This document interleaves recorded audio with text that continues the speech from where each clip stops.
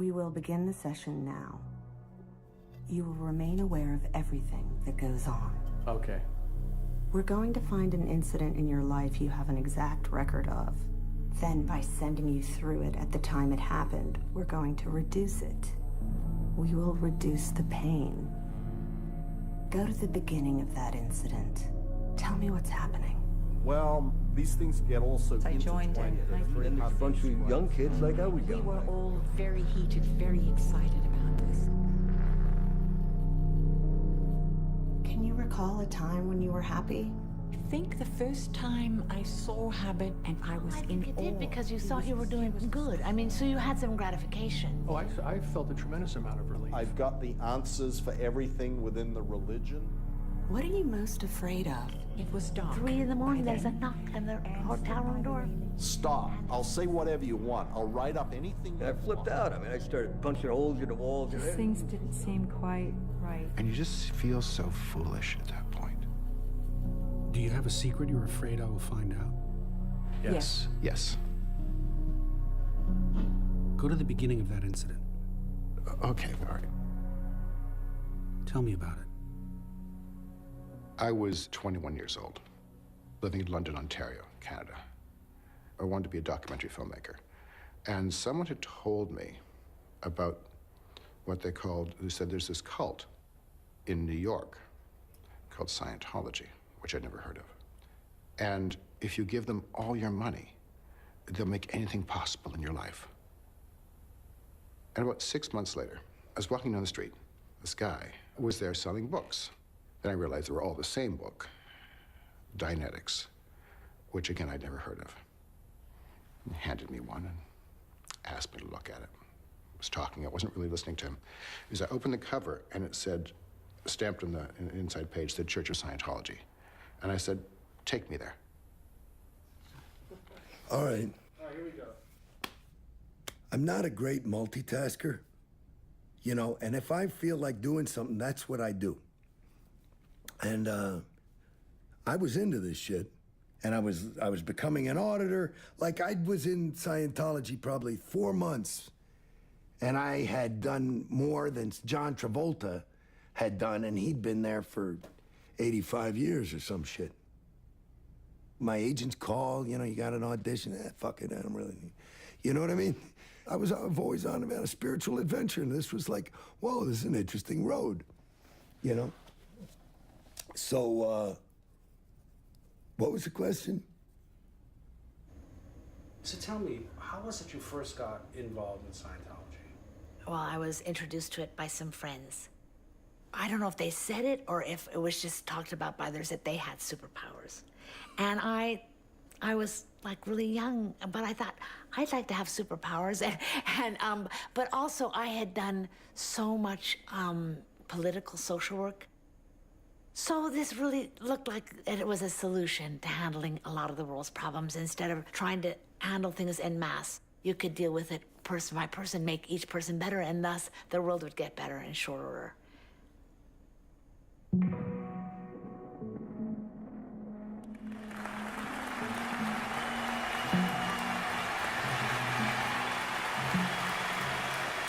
Well, thank you very much, and welcome to our whole new world.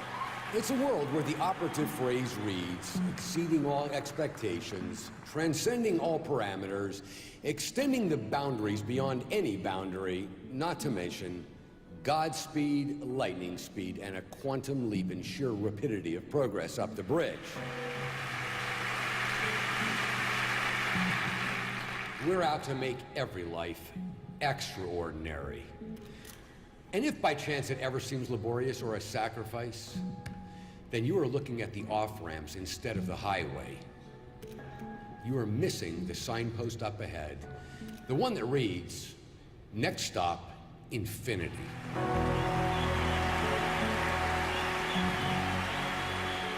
Probably my favorite concept of Scientology is a world without criminality, a world without war, and a world without insanity.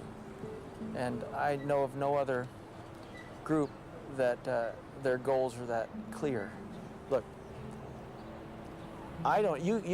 you name me another philosophy, religion, or technology that one of its main goals, besides the three I mentioned earlier, where joy is the operative concept. These are the times now, people, okay? These are the times we will all remember. Were you there?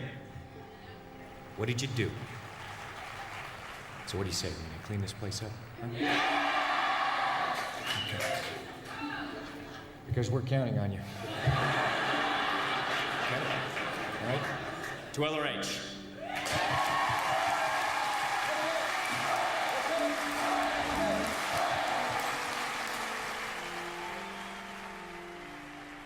Scientology is such a subject of fascination for people. How did you get engaged in the story? Well, I've always been interested in religions and why people believe one idea rather than another. I've studied Jonestown, radical Islam. They're oftentimes good-hearted people, idealistic, but full of a kind of crushing certainty that eliminates doubt. You know, my goal wasn't to write an expose. It was simply to understand Scientology, trying to understand what people get out of it. You know, why do they go into it in the first place? I was interested in intelligent and skeptical people who are drawn into a belief system and wind up acting on those beliefs in ways they never thought they would.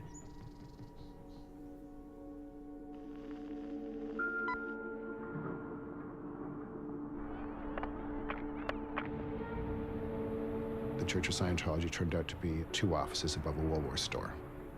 He asked me, what's ruining your life? I said, oh, I'm in love. I'm in love with this woman. It's impossible. I don't know what to do. I need some help. And he said, we can help you with that. I said, really? He said, yes. And I ran home and got her. And I said, we have to sign up for this. It sounds really good. It could, save our relationship. So we both signed up the next day to do a course, which I think cost $50. The thing that absolutely got me and stayed with me forever was the very first thing I read. When you open the course back, and it said, paraphrasing, don't believe any of this. If it works for you, great. If it doesn't, discard it. I was troubled by the fact they called it a religion, but I figured, oh, it's some tax scam. It's fine with me. It's not, I don't really care about that as long as it works. The first exercise after you do all this reading and stuff like that is this thing called OTTR0, which is basically you sit just like this, eyes closed, 3 feet away from somebody who's doing the same thing, and you basically confront them, And in Scientology lingo, I went exterior. Exteriorizing is what they call it. You leave your body. So it was a transcendent experience for me. And that made me go, holy fucking shit, this is, wow. I was reading books and going to lectures and going to things at the different events at the mission, at the local Santa Clara mission. And then I knew I wanted to join the Sea Org and get really involved as soon as I could, which would be right out of high school. Sea Org is the most fraternal order of the organization. It's people who really, really believe in the cause and sign a billionaire contract, which I did when I was, as soon as I could. I let skid marks get into that billionaire contract. You thought you were doing something good to have a positive effect on all of mankind. That's what Hubbard says. Everything you do for endless trillions of years depends on what you do here and now with and in Scientology.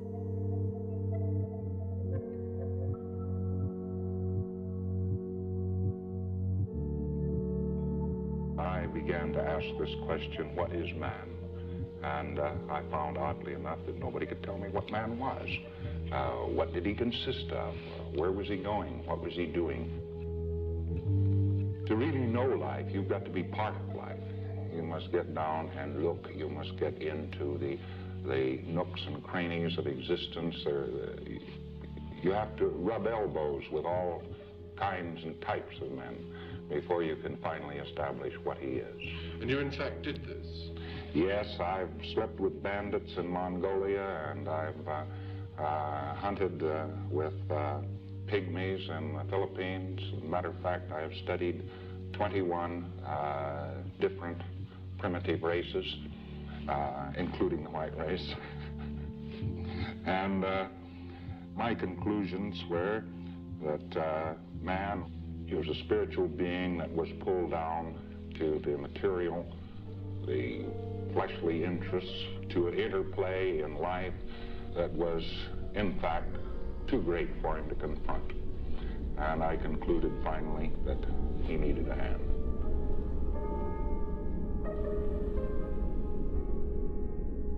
To understand Scientology, you have to understand the life and mind of its inventor, L. Ron Hubbard. Hubbard was a prolific writer. He actually holds the Guinness Book of World Records for the number of books published, more than 1,000. Hubbard got his start in the Depression, writing pulp fiction, named for the cheap paper used. Writers were paid a penny a word, so they had to write a lot to make money. Hubbard hammered away so fast on long rolls of butcher paper that he used to drip sweat on his typewriter. Hubbard's career took off when he began to write for a magazine called Astounding Science Fiction. Along with authors like Isaac Asimov and Robert Heinlein, Hubbard wrote stories with a sense of mission to get man to the stars. He found his true métier in science fiction. And a lot of what Scientology is, he had previously written about in the form of his science fiction. He had the ability to fabricate these amazing tales, and he transported those imaginary stories into his theology.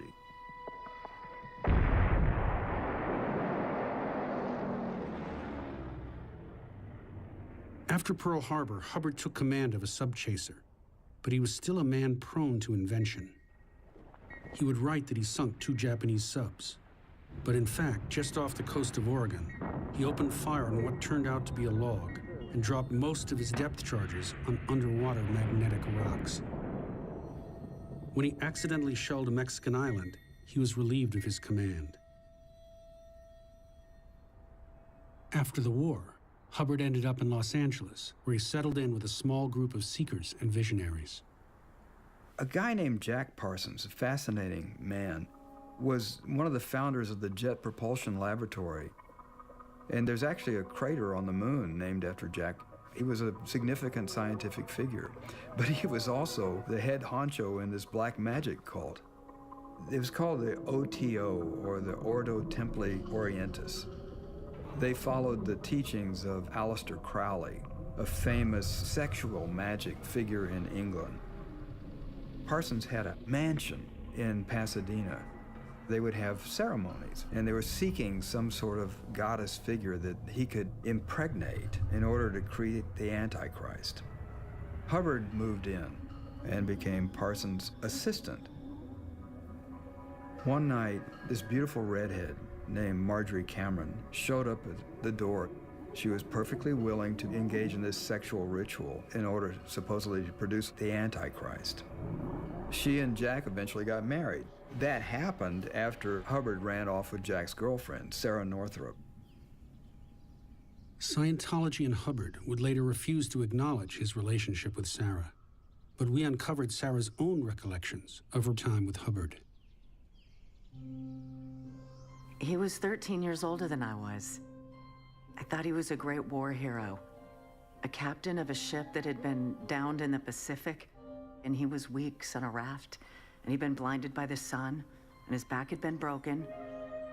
All these things were complete lies, but I didn't know it at the time. I believed every word of it.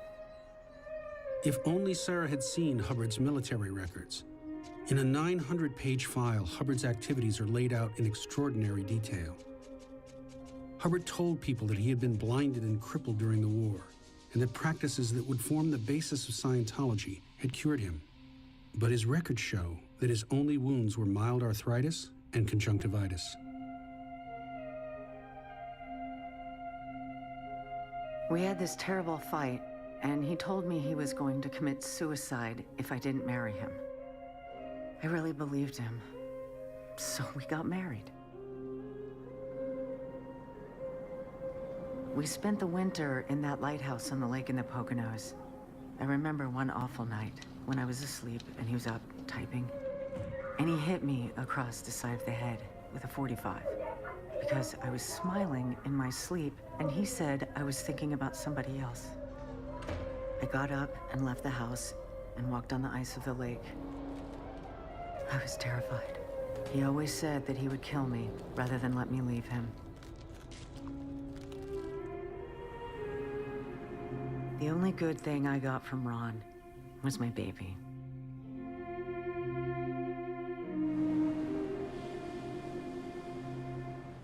We moved to Elizabeth, New Jersey, and he started writing Dianetics. The book was conceived, and he started working on it in 1950. He said many times that the only way to make any real money was to have a religion. That's essentially what he was trying to do with Dianetics. Get a religion where he could have an income, and the government wouldn't take it away from him in the form of taxes.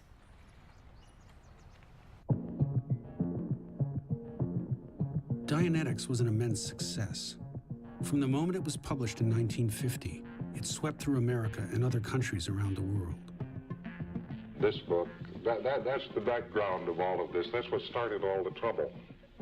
And we expected this to sell about 6,000 copies, and it hit the top of the bestseller list of the New York Times, and it just stayed there month in, month out. It was like I started an avalanche. Dianetics, the modern science of mental health, is considered to be the fundamental text which is the foundation upon which all else is built. One of the theories of Dianetics is to discover these things that are very traumatic or have been very upsetting to you, and if you can observe exactly what happened, the power of that incident to influence you today is removed. The concept of Dianetics is that you have two sides of your mind. There is the analytical side, which is a perfect computer. It remembers everything. It's flawless. It never makes a mistake. And then there's the reactive side. And this is where all your neuroses and anxieties and fears are stored. And where do they come from? They come from engrams. An engram is like a memory. Man has an automobile accident. He has a picture of an automobile accident. He has all the sensations of having been hurt in the automobile accident. It takes him a long time to recover because he's still wearing the automobile accident. If you said, hey, why don't you take this automobile accident and throw it away? Why, all of a sudden he recovers from the automobile accident, naturally, because the thing that's keeping it impressed upon him and his body is his mind. An auditor is a practitioner in Scientology. He listens and he computes. We have a meter, and a meter simply shows where an individual is aberrated. The e-meter is a very powerful instrument. It's 1/3 of a lie detector. A lie detector would also measure your respiration and pulse. It's 2 cans, and there's electrical wires carrying an indetectable amount of current into a meter with a needle on it. According to Church of Scientology, it actually detects the mass of your thoughts, although there's no evidence that thoughts have mass. The current passes through your body, and as your mental mass increases, so does the resistance to the circuit. So, the auditor will ask you a question. Tell me about an upset with your mother. What's truly bothering you about being with, about your wife's behavior? What is it? Why are you upset today? Well, I had a fight with my wife. Well, I can see. That there. Was that the same thought? Say that again, and gradually the needle will have less response. And in that manner, you discharge the emotion. Then you're asked to go back to earlier incidents that were like that.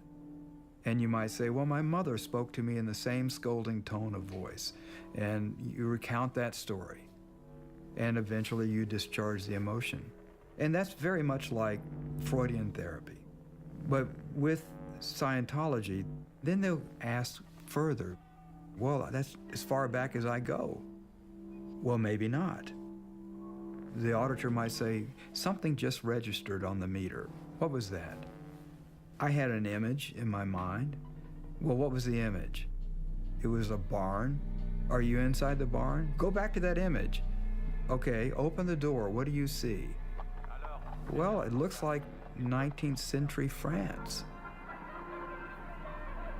You walk outside and you see the people dressed in their costumes, and the e-meter is saying this is real. This is a real memory. It's just as real as those other memories that you had. Beautiful little soft needle and everything's good. Needle's rising, which means he's getting, thinking a lot. Needle just like goes, like a lot of shit blows away. The theta bop, which is a very quick little thing like, which means exteriorization. When you come out of an auditing session, you feel euphoric. That confessional nature makes you feel better. Somebody would say, oh, you're going to have a session. I would feel better just hearing that. Man is asleep. He is hypnotized. Now, in Scientology, reverse the process, and you make him wake up. Such a man becomes unbrainwashed, you might say. He becomes unhypnotized. This sounds, Mr. Hubbard, in a sense, like an extension of psychology or psychiatry. Oh, no. Psychiatry has to do with the insane, and we have nothing to do with the insane whatsoever. Is this a form of psychoanalysis? No, psychoanalysis, they lay back. Don't associate Scientology with such people. That's terrible. That's bad manners, When L. Ron Hubbard first wrote Dianetics, he thought it was a tremendous psychological breakthrough, so much so that he would be recognized. He wrote letters to the American Psychological Association. They couldn't make heads or tails of his ideas. To them, it was like psychological folk art. For instance, he would talk about clear. That means that the individual has erased his reactive mind, his unconscious mind is gone, and he is totally alert and totally capable. Once you've taken away all these traumatic memories from this life and previous ones, then you are clear. Someone who had a perfect memory, who was never ill. Your eyesight would be better. They tested people before Scientology processing and after Scientology processing, uniformly found that their IQ had raised. We are making such individuals, and we're making them regularly, and we're making them routinely. An overt act is an effort to individuate. It is a withhold of oneself. Ron gave lectures everywhere for large amounts of money, and money just started pouring in. I mean, these people were paying $500 a piece in the 1950s for training in Dianetics. I felt that he was stealing from people and that he was hoodwinking them. All the business of sitting, holding hands, and putting all these false memories into people's minds. Then they would finally come along and say, oh, yes, I can remember it all. We were surrounded by sycophants. He began to believe that he was a savior and a hero, that he really was this God figure. He was absolutely convinced that he had the cure for the psychological ills of mankind, and that the only reason that it wasn't being promulgated far and wide was that the medical profession had a vested interest in keeping people sick. I think he was afraid that some psychiatrist would pop him into an institution. He degenerated into a really paranoid, terrifying person. Sarah threatened to leave Hubbard unless he got psychiatric help. He responded by kidnapping their baby and taking her to Cuba. He was incapable of taking care of her, so he put her in the charge of a mother and daughter who were both mentally retarded, and they apparently kept her in some kind of cage. He called me and told me that he had killed her. He said he had cut her into little pieces and dropped the pieces in a river, and it was my fault. Then he'd call me back and say that she was still alive.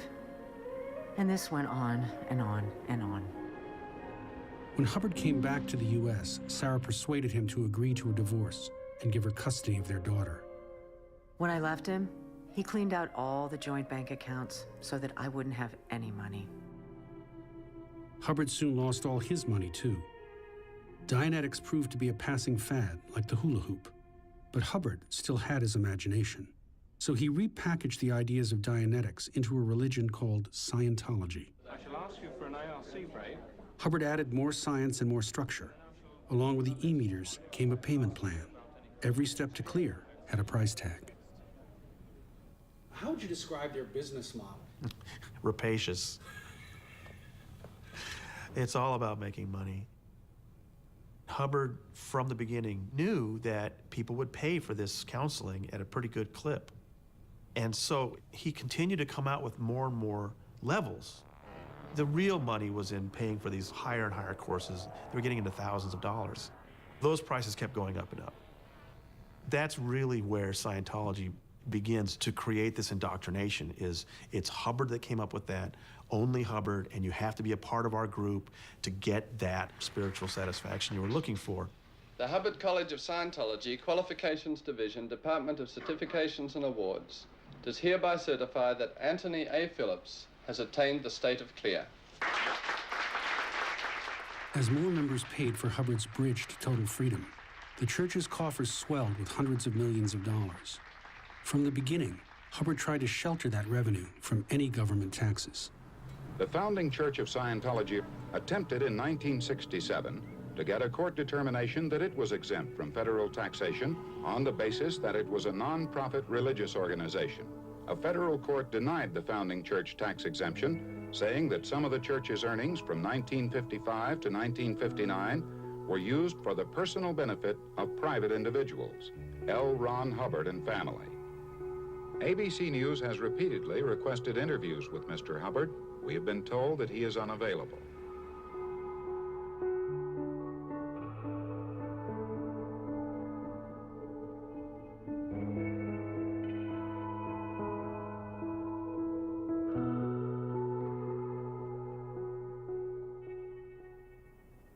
It was very exciting. It was that heady mix of emotion and belief. And you get stuck to it. It's so strong that it sticks you like glue, and there's no way you can get away from it. I was deeply convinced that we were going to save the world. I considered myself tremendously fortunate to be in that position. Out of the blue, one day I received this envelope with an invitation to join the Sea Project. It was completely confidential. I wasn't to tell anyone about it. And I was so ecstatic. Here was a chance to work with Hubbard. And I signed yes. I was on my way to the greatest adventure in my life.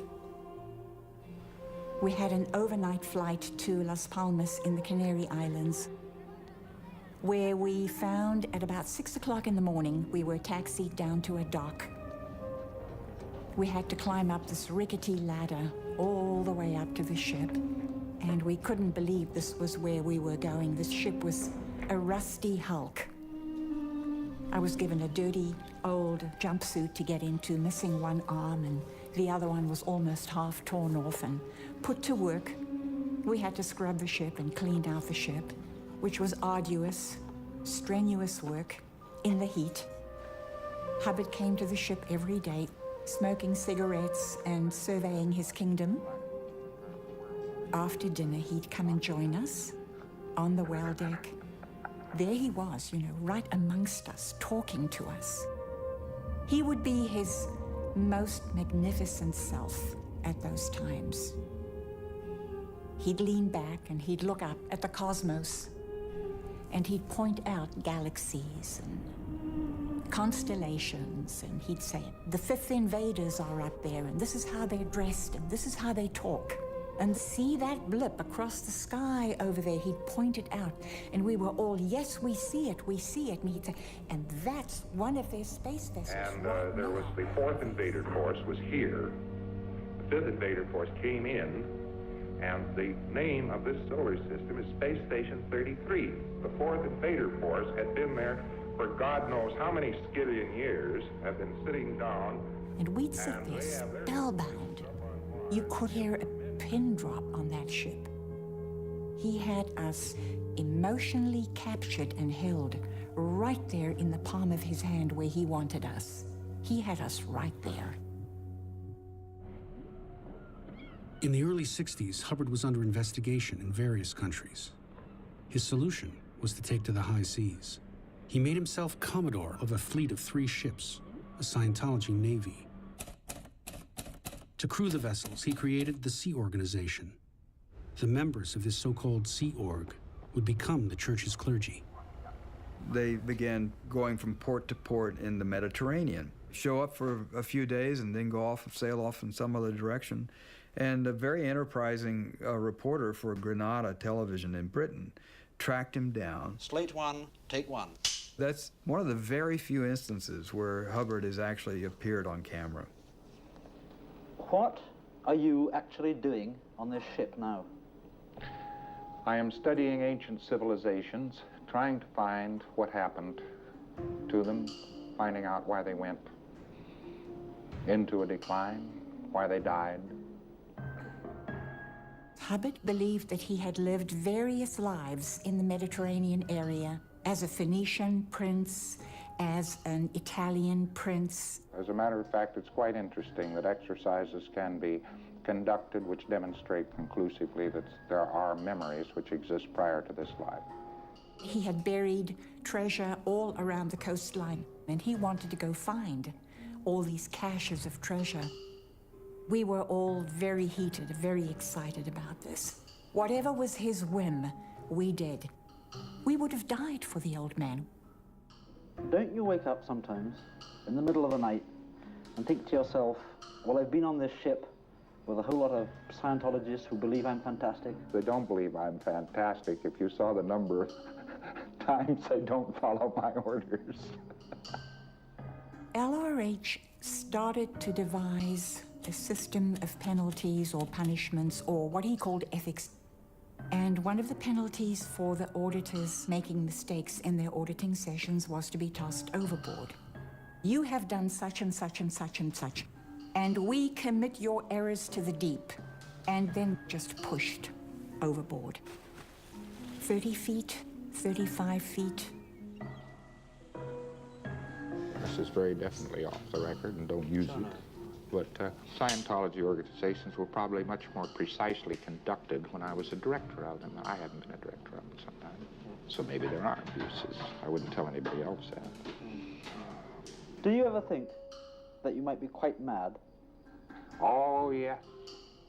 The one man in the world who never believes he's mad is a madman.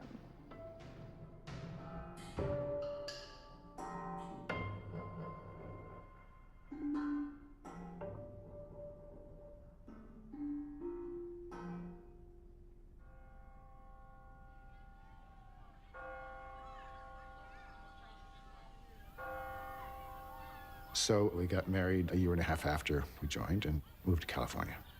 I wanted to be a writer, and my wife, she was studying Scientology. We had a baby right away, and the only people we knew there were Scientologists. I was working as a furniture mover during the day and writing spec scripts at night. And then on the weekends, I'd be, doing some auditing. Can you recall a time when you were happy? There was a social aspect to it, too. You got to hang out with people. There's some interesting people, nice people. These are all people who are looking to improve their life.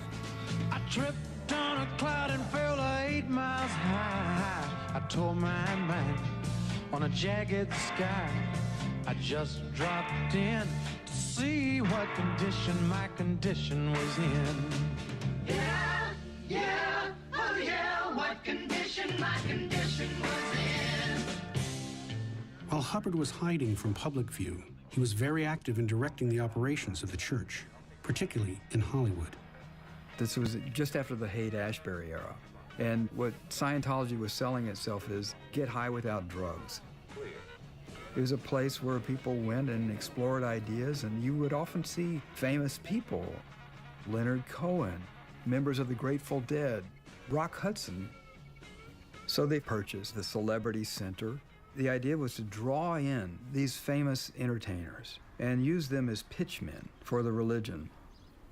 In an industry like Hollywood, where stardom is such an elusive quality, Scientology would offer a route to maybe feel a little bit more secure And when you're trying to break in, you're also dealing with relentless rejection and something that helps you stay focused and feel that you're improving yourself and becoming more clear. You can see the appeal of that. The beliefs and practices that I have studied in Scientology have been invaluable to me. Have you ever met Ron Hubbard? I'd love to. I'd be honored because I think he's so brilliant.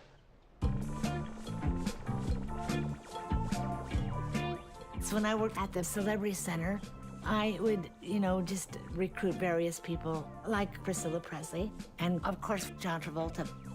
Johnny, he came and he started on course, and he was so fun and outrageous, and he just made a party wherever he was.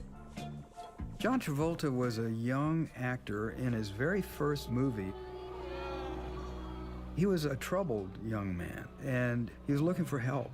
A fellow actor gave him a little bit of Scientology counseling. She gave him a copy of Dianetics, and he was transported by this. He would go on these auditions, and no matter what he went out for, he'd get it. I am stuck on Band-Aid. A Band-Aid commercial, right away he booked that. Now the Army starts you at 2. He was booking everything, and then he went up for a series. Of course, he books it, and it's a big series, Welcome Back Kotter. Up your nose with a rubber hose. Welcome back. In the late 70s and early 80s, John Travolta was Scientology's biggest star. Spanky was assigned to be Travolta's key contact with the church, and she helped out with producers, fans, and the press. They became close, and when Spanky got married, Travolta was there. When Johnny first got into Scientology, he didn't even believe in himself that much, but he got injected with a lot of confidence, and then you get this phobia inducement that if I leave, it's all gonna go down the tubes. When you're in the organization, all the good that happens to you is because of Scientology, and everything that isn't good is your fault. They sell it all in the beginning as something quite logical. Everything makes sense. And you're going up what they call the bridge, and you're doing this auditing, and this is good. And the next one, well, it's not quite as good. It didn't quite make sense to you, but you've already paid for the next one, so you'll do that one. The bridge, it's a metaphor. You start here at the bottom of the bridge, and then you go to the top. So where it is, and it's an awareness scale. You start down here and you're not aware of anything, and then you go up here and you're a lot more aware of who you are, your spirituality, your relationship to others. A person is supposed to become more able as they go up the bridge. And then there are the OT levels, operating Thetan. And a Thetan is a spiritual being. That's the soul of the person. And what level over time did you achieve? OT 8. That's the highest there is. You can't get any higher than OT 8. From the beginning, you hear these stories people tell of these abilities they've been able to gain. It was always talked about the people who were OT could read your mind, and they could move objects at will, and they could, they were cause over matter, energy, space, and time. So it sounded damn good to me. I mean, I thought, wow, this is great. I finally get to OT3, and they give me the secret materials, which you've been hearing about all this time. They're handwritten by Hubbard. You have to keep them in a locked briefcase. Be very cautious, because they've always said if this gets out, it's dangerous to people. It can actually do them harm if they are not adequately prepared. And I read it. And it doesn't make any sense. This garbled story that didn't make sense. I think, remember, for one fleeting second, thinking, well, maybe it's an insanity test. Maybe if you believe this, they kick you out. Maybe that's it. That, of course, is not the case. They talk about, the fact that the Earth was created and such trillions of years ago, and this guy, space guy. Galactic overlord. This was the prison planet, and people being caught and captured and being brought to planet Earth. And put them in volcanoes and then blow them up with A-bombs. Whoa. I studied geography in school. Those volcanoes didn't exist 75 million years ago. And we have these lost souls all over us, and we have to get rid of them. And I'm going, what? The fuck are you talking about? I'm down for the self-help stuff. I'm down for, okay, I can be clear. I can, I can get rid of the negative emotions. But what the fuck is this? When you get to the upper levels of Scientology, the creation myth is explained to you. The story is that 75 million years ago, people lived in a world very much like the world of America in the 1950s. People at that particular time and space were walking around in clothes which looked very remarkably like the clothes they wear at this very minute. And the cars they drove looked exactly the same. And they walked down streets that looked like these streets. It was a very similar world and similar problems, one of which was overpopulation. They had elected a fellow by the name of Xenu to the supreme ruler. There was a tyrannical overlord of the Galactic Confederacy named Xenu. In order to resolve this problem of overpopulation, he called people in, ostensibly for tax audits, and had them frozen with injections of glycol to their heart. Boxed them up in boxes, threw them into space planes. DC-8 airplane is the exact copy of the space plane of that day. They were flown to the prison planet, Tijiak. It's actually the planet Earth. And these frozen bodies were then dropped into volcanoes. And then they set off hydrogen bombs on the top of each volcano. And their disembodied spirits, these are called thetans, floated out, and they were captured and forced to sit in front of movie screens. With a 3D super colossal motion picture. They were shown images, implants, as Hubbard would have it. Every man is shown crucified. So is the psychiatrist shown crucified. That's how he gets away with what he gets away with. He electric shocks people. And when a child is born, a thetan will leap inside the child's body at that very instant, and it becomes like the child's soul. More than one thetan might crowd into the body. Hundreds or thousands might. They're the source of all of our neuroses and fears and anxieties. Then you are on the E-meter by yourself now. You're soloing. You're supposed to scan mentally from your top of your head to your toes to see if you can locate any alien beings. And when you do, you tell them to go away. I kept on trying to audit. I could not figure out how I could have all these spirits of dead people attached to me, inside me, on me. I was clear. For God's sake, I was clear. People actually have breakdowns, nervous breakdowns, because they spend so much time thinking about being infested by these creatures. If you're really believing that, it can drive you crazy.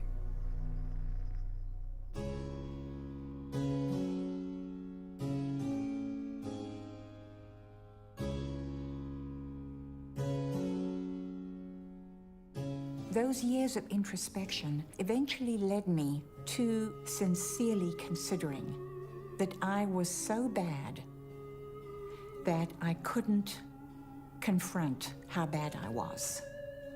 I didn't know it at the time, but a depression set in that was with me for years.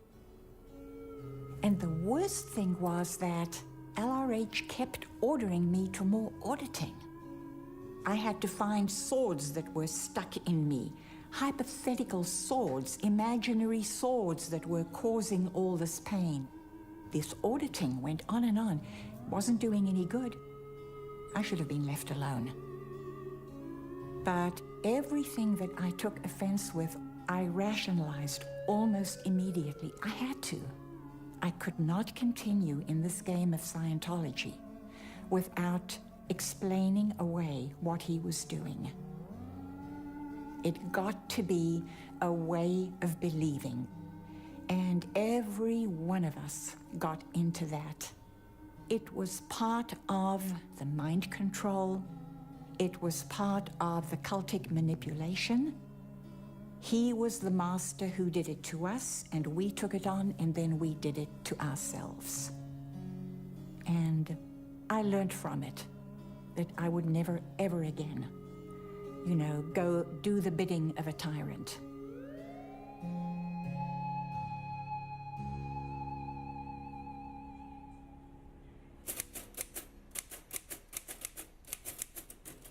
Hubbard questioned his own sanity and actually wrote a letter to the Veterans Administration asking for psychiatric help that he seems never to have been given.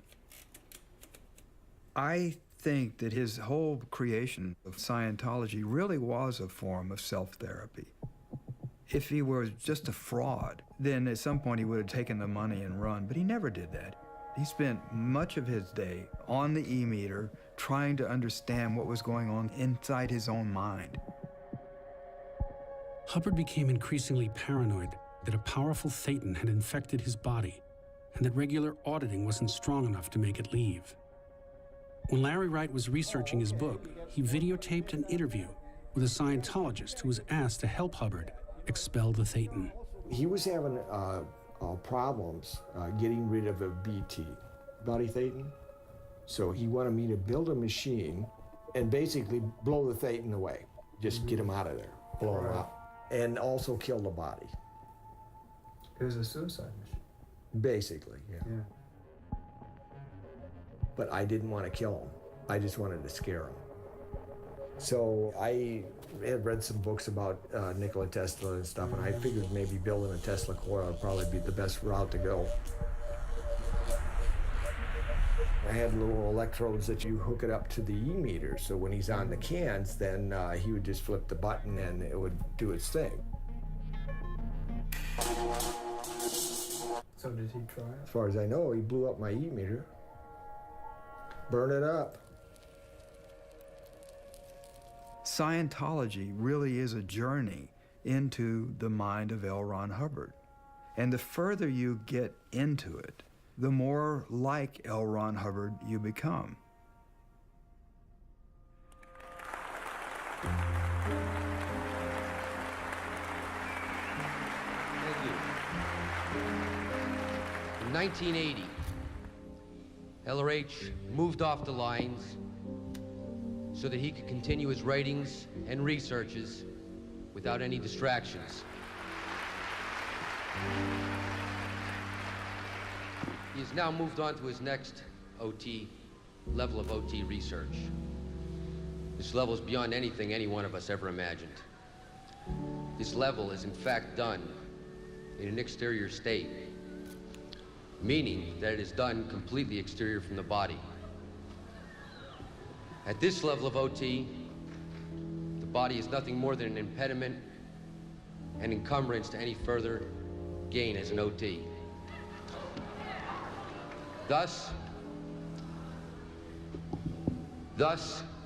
at 2,000 hours Friday, the 24th of January, AD 36, L. Ron Hubbard discarded the body he had used in this lifetime for 74 years, 10 months, and 11 days.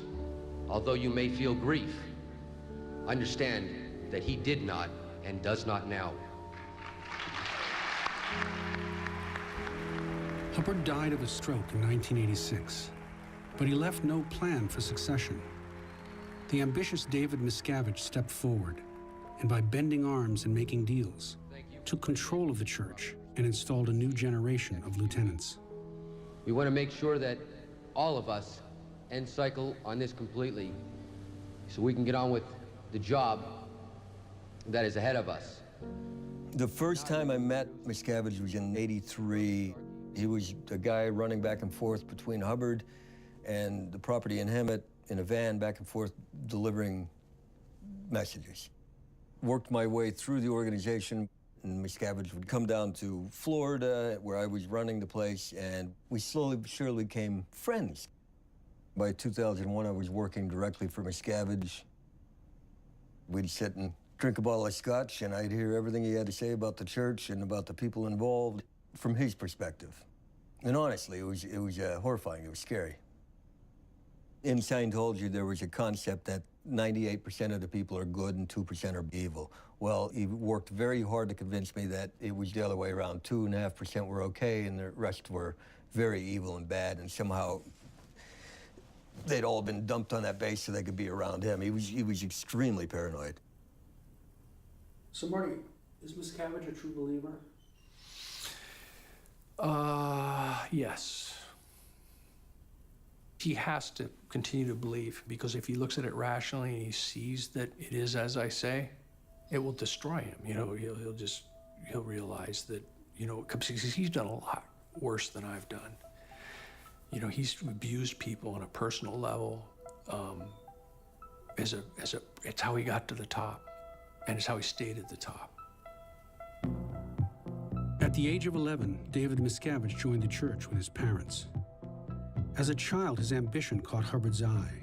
So when Hubbard wanted to become a filmmaker, Miscavige was his assistant cameraman. An auditing prodigy, he claimed Scientology cured his asthma. He became a sort of general contractor for the church and was soon named Action Chief, the man who did whatever needed doing for a church that developed a scary reputation for attacking its critics. Scientology has been in the headlines off and on for 25 years now, almost since the time it was founded as a religion. Scientology's story is one of a church embittered by what it perceives as harassment. We're talking about attacks from multi-billion-dollar media conglomerates, world governments, real powers of the world. They take enemies very seriously. This comes right out of Hubbard's own policies from the 60s. He's saying we never defend, we always attack, and they have followed it ever since. They call it fair game, and anybody who criticizes Scientology is fair game. Whatever you're told, whatever needs to be done, if it's against the law, it doesn't matter. The best example is in the mid-70s, Scientologists were walking into these Department of Justice offices and IRS offices and taking documents out by the yard. The FBI raided the Church of Scientology, the largest raid in FBI history at that time. Oh my God, the building is filled with FBI and they're taking things. It was craziness. Clearly, L. Ron Hubbard was in charge of all of that, but he was only named an unindicted co-conspirator. And Mary Sue Hubbard, Hubbard's wife, she went to prison, 10 others went to prison. This was where I cut my teeth, where I was in my early 20s, Miscavige was in his early 20s. We were taking over for this group that had created the largest domestic espionage operation in the history of the United States. They were breaking into offices, framing people. This is the activities of a church? There was a guy who, was a reporter for the LA Times whose dog was poisoned while he was working on a Scientology story. Again and again, while reporting this story, we met many former members who described Scientology as a dangerous and deeply paranoid organization. They hire private detectives to harass people. I have been sued twice. Financial ruin. Years of harassment. Their homes broken into, have them beaten. We chased her around, we followed her to the airport. Gotten hold of personal phone records. Slash their tires, break their car windows. I was locked in a chicken wire cage. Dangerous, horrifying, terrifying fraud. A nightmare. Many of their stories are corroborated in sworn court testimony by up to a dozen other people. Are they all lying?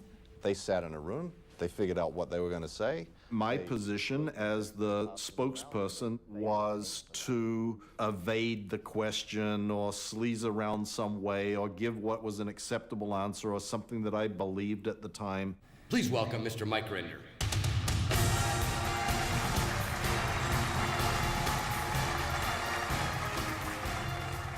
Because Scientology is perceived and conceived by Scientologists as being the salvation for mankind, you can have people that lie with a very straight face if they believe that what they are doing is protecting the Church of Scientology.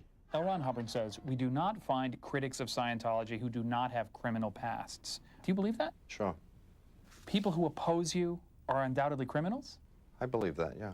You know, there isn't and hasn't been any effort which has been taken to, quote, silence critics. No, that doesn't happen. Oh, we would never do that.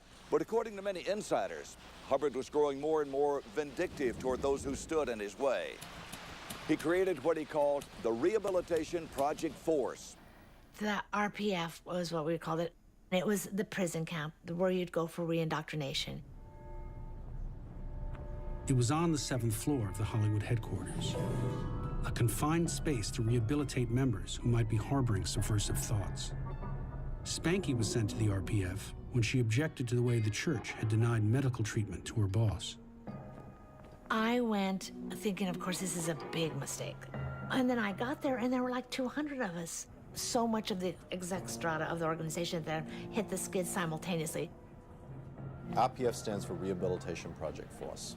It is a program that is exclusively for the benefit of Sea Organization members.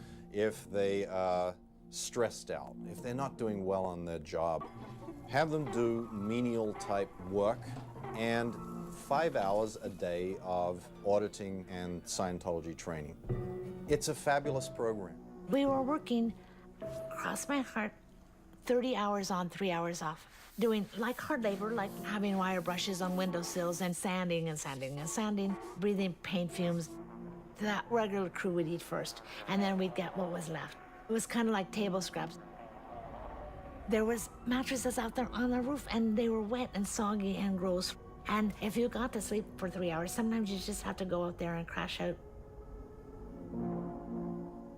And I had a young child at that time who was 10 months old when I went to the RPF. She got taken and put in the cadet org, the organization for the children. And then I got pregnant when I was in the RPF. So now I'm sanding walls and eating table scraps and pregnant and worrying myself sick about my child.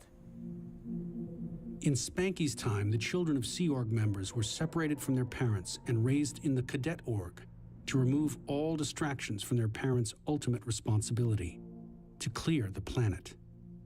Sea Org members were often pressured to have abortions because the church viewed getting children as an unpractical burden. Initially, you're like, this is absurd, this is nuts. And then you kind of settle in and go, well, obviously, I need to deal with something that I'm not facing. So perhaps they're doing this to make me better. There's so many bizarre stories that it's just hard to believe stuff. They asked if I could arrange a private screening of Saturday Night Fever. And I was like, what? I disappeared from this man's life. I abandoned him, and now you want me to arrange a private screening? What do you... I said, is there anything else? Maybe a Beatles reunion. Travolta had been wondering where Spanky was. When she was sent to the RPF, she was not allowed to contact him or anyone else. But now, under the watch of a guard, she was permitted to call Travolta's assistant. She said we could use John's personal print of the film under one condition, that you'll see John. I was so excited. I hadn't had dialogue with him for many months. We had the screening of the film, and on the next night, I was supposed to have dinner with Johnny. And after the screening, I was abruptly told I wasn't going to see him, and I needed to call and cancel. He was truly angry at me for having allowed this abuse of myself, you know, and for having that so little of myself, that I would allow this degree of degradation. And he was my good friend, and I knew that he was telling me the truth. Those words were such a wake-up call for me. And I went over there to the cadet org. There were so many sick children in there, and my daughter was very, very ill, burning up with fever, completely neglected, in a urine-soaked crib. Her eyes were so filled with mucus, they were welded shut. She had fruit flies on her body, and I couldn't bear it. I just went, no, I'm done. I mean, I just knew I could make these choices for me. I could decide to give up my life and do this to help the world, but I couldn't make these choices for my children. I just had to get her out. I told them that I was having problems with my pregnancy and I needed to use the phone. So they sent a bodyguard with me. I called one of the few non-Scientologists I knew, a wonderful woman who happened to work for John Travolta. I said, meet me at this address. I gave her a time and I hung up. I go up to my daughter's room and I wrapped her up. And there's the bodyguard with me. I said, oh, my sister-in-law is in that car. She's gonna take the baby to the doctor. He said, well, has this been approved? Of course it was approved. She's in my arms and I got in the car. My friend, she just nods her head. Boom, with that, I pull my leg and shut that door. She hits the locks and we drive and people are yelling my name. Spanky, no, no. I mean, just freaked out. I'm thinking I'm a dead person. Something terrible is gonna happen to me. I was just so frightened that they would come to fetch me up.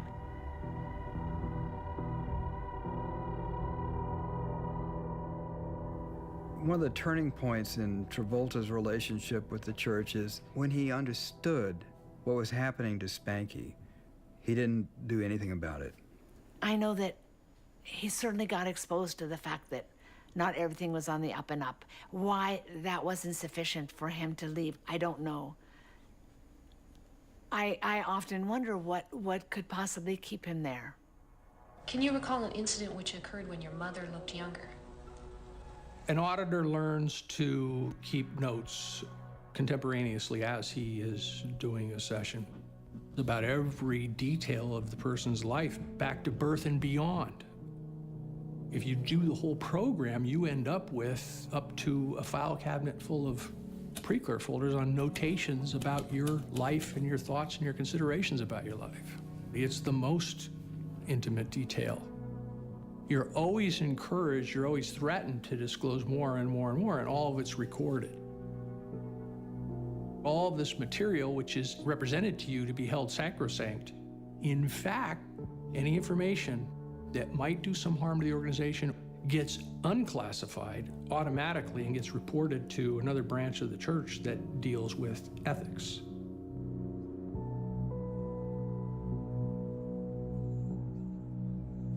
Travolta was down in Clearwater. We'd finished the renovations. Every auditing room had 2 cameras, one on the meter and one on the guy getting audited. Miscavige would sit in this 15 by 15 room, cameras of every session. You can flip in between them, and he was watching these things, and it was for training purposes. Well, Travolta saw that and said, I will not be videoed. So I was there when they were setting it up, and Miscavige was directing it. Get him into a hotel room, hook up secret private videos. There were rumors that he was threatening to leave. And another Scientologist told me that he was delegated to create a black PR package, all the damaging material they could use against Travolta, which came from his auditing sessions. I know this because I used to do it when I was the head of the Office of Special Affairs. We would put a team of people onto going through all of these PC folders and finding things that they believe by exposing them or threatening to expose them, they will cower the person that they're worried about into silence. There's a particular writing where Hubbard is training these Office of Special Affairs people on how when you use private information to control somebody to do what you want them to do and to silence them from speaking out against Scientology, it's really not blackmail because you're not asking for money, but you're holding the secret information over the person's head to silence them. As far as Travolta's concerned, we'll say, well, there's all these things that we know about that have been rumored in the tabloids. But in fact, it's more of a two-way street. You know, he's provided with an auditor whose shoulder he can cry on, but he's also provided with the muscle of the church in the form of myself and Mike Rinder. On many occasions, we were sent out to get with his publicist, to get with his lawyer, and to help squash or intimidate these people who are making accusations against him. Once that happened, I think he was really the church's captive. Mr. John Travolta.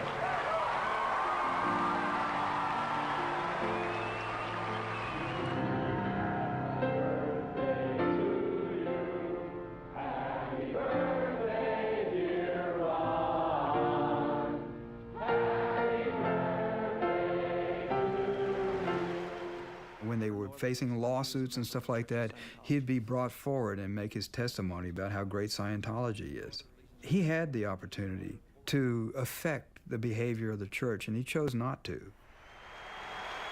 Now, I've been at Scientology for 23 years.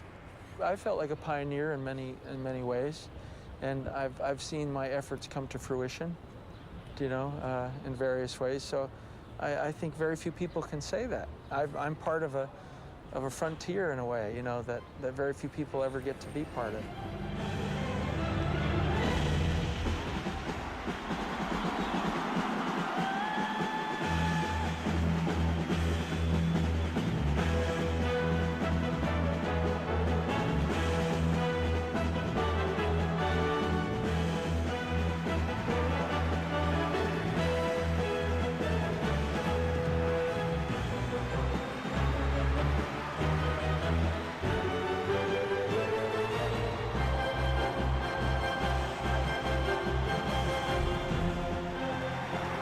you.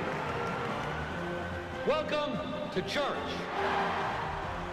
It was the biggest event in Scientology history. And of course, Miscavige wanted to milk it for everything he had. It's this grand produced thing where it's all this single person on a gigantic stage, all this sort of Nazi symbolism.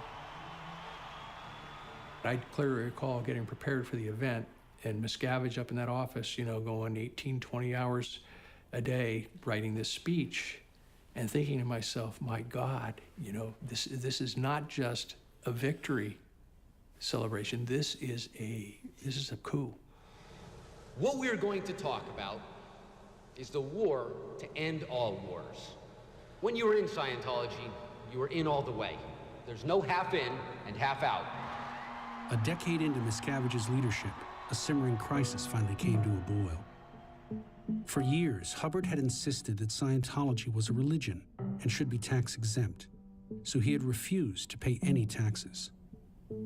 We were facing a tax bill of over $1 billion, and the total assets, liquid and material and property of the church was about a quarter of that at the time in the 80s.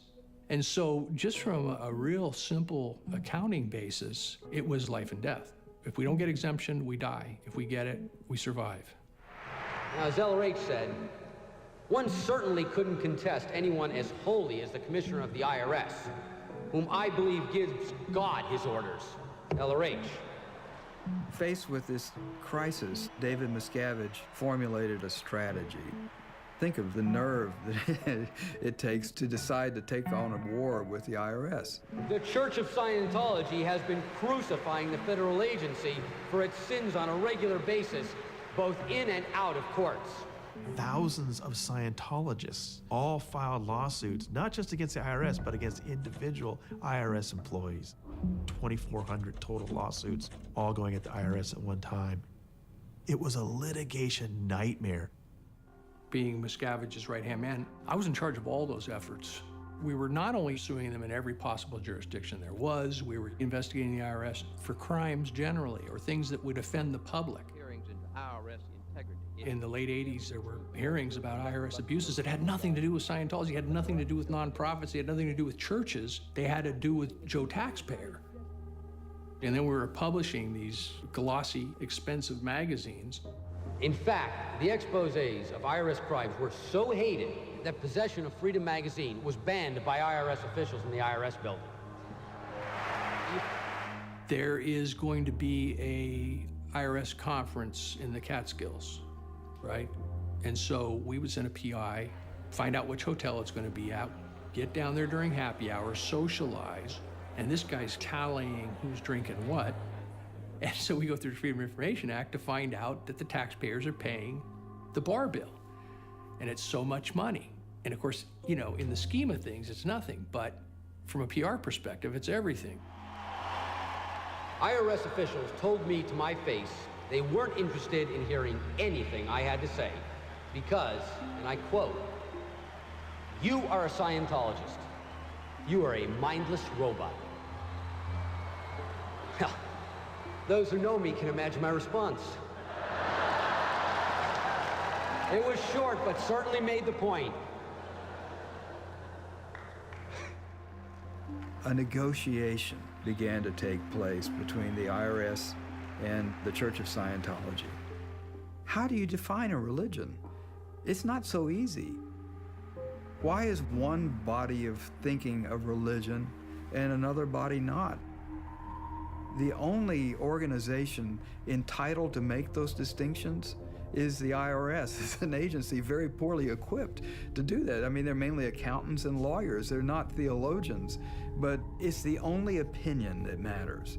Once the IRS has decided that you're a religion, then you are protected by the vast protections of the First Amendment. And, as the saying goes, the rest is history. On October the 1st, 1993, at 8:37 p.m. Eastern Standard Time, the IRS issued letters recognizing Scientology and every one of its organizations as fully tax-exempt. The war is over!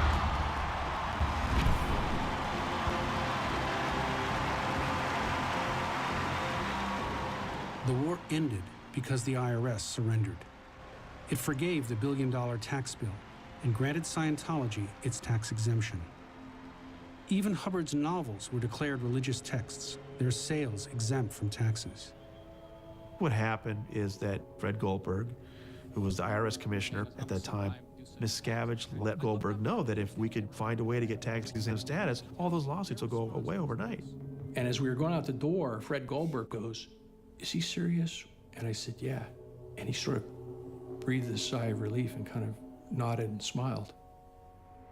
At the church's victory party, Miscavige projected photos of the church's executives celebrating with IRS officials. It created this tremendous juggernaut of tight conspiracy of the membership that then existed. But what it really did was enable Miscavige to milk every last dime out of that core membership. I am proud to announce the discrimination is over. Your tax deductions on donations to Scientology will no longer be disallowed by the Internal Revenue Service. In the 80s, while Hubbard was in hiding, Scientology was going through some very severe litigation, in particular a lawsuit in Oregon and one in Los Angeles. One of them did produce a $30 million judgment. This scared Scientology. They realized they were vulnerable. And so they asked Scientologists, okay, give us a few $1,000s, you'll get a nice ribbon or something. You're not gonna get any courses from it. And this was new, the idea that you would give them money just to defend against lawsuits. And that grew and grew. Now, Scientologists are constantly under intense pressure just to hand money over. They pitch themselves as being the underdog, as being the victim. And you identify with that. But then they started hitting you up for bigger donations and bigger, and I got a lot of pressure, and I think I donated another $250,000 to that under pressure. They really know how to do it. They really know how to do it. And he just was after me and after me. And then he said, "We're under attack, Paul." There's one guy who donated $25 million, for just straight donation to the Scientology war chest. Churches are tax exempt because they're supposed to provide a public good. To prove that good to the IRS, churches aren't supposed to hoard their money. They're supposed to spend it on services for the faithful. Under this pretense, the church has made massive investments in tax-free real estate all over the world. And when it comes to labor costs, they are almost free. The max I got paid, on a weekly basis was $50 for 28 years. Sea Org workers take home something between 6 and 40 cents an hour.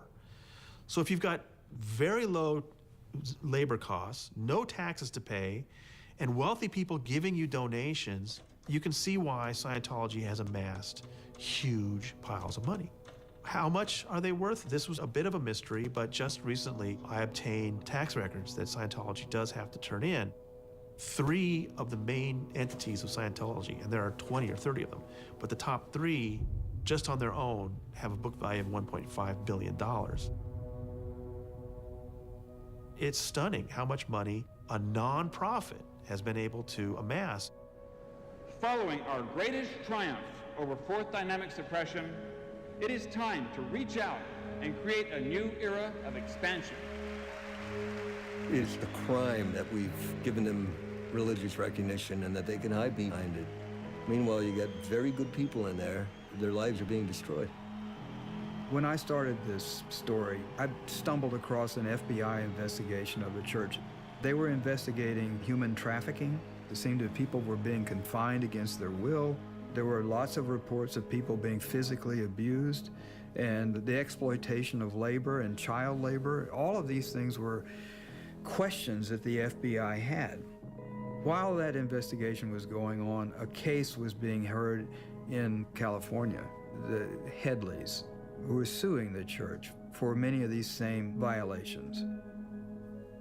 And the court ruled in that case that these are all essentially practices that are protected by the religious clause of the First Amendment.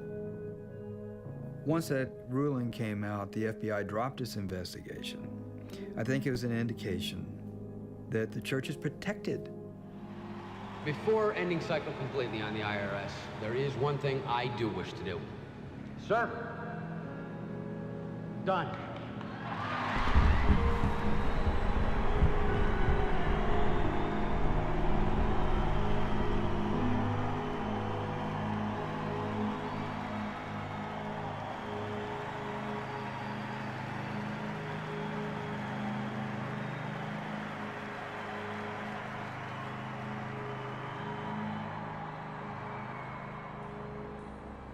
Knowing the truth will set us free and take us from clear to eternity, to a future we thought would never be.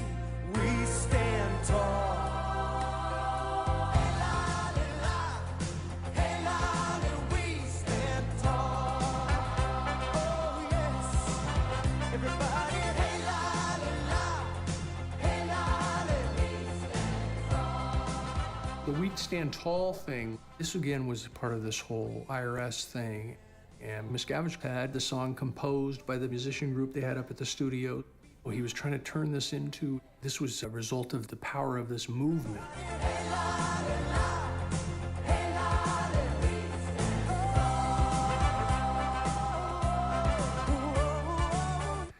Which was such bullshit because it was all about control. When he got absolute control, he went absolutely bonkers.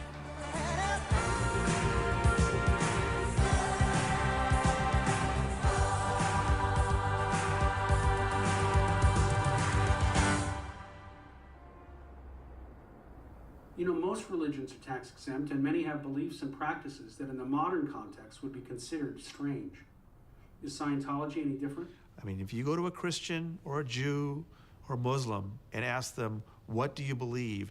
They can basically describe the most important parts of their religion in a minute or two. Well, what does a Scientologist believe? You need to be in Scientology for 7 or 8 years and in for a couple $100,000 before you finally learn this backstory of Xenu the Galactic Overlord. Now, if you were told that on day one, how many people would join? But if they were upfront about it, I'd have more respect for them. But it's that sort of bait and switch that people are told, oh, it's an applied philosophy to help you with your communication. Oh, yeah? So why is Tom Cruise paying $1,000 to have invisible aliens pulled out of his body?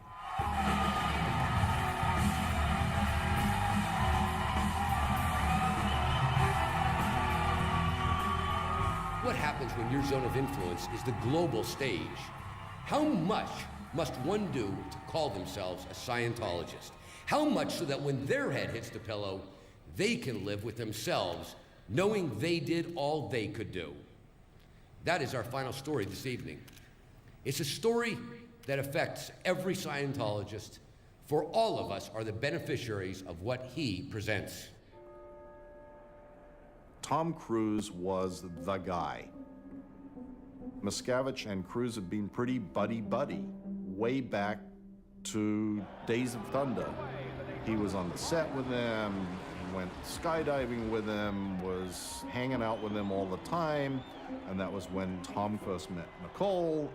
He had really fallen for her.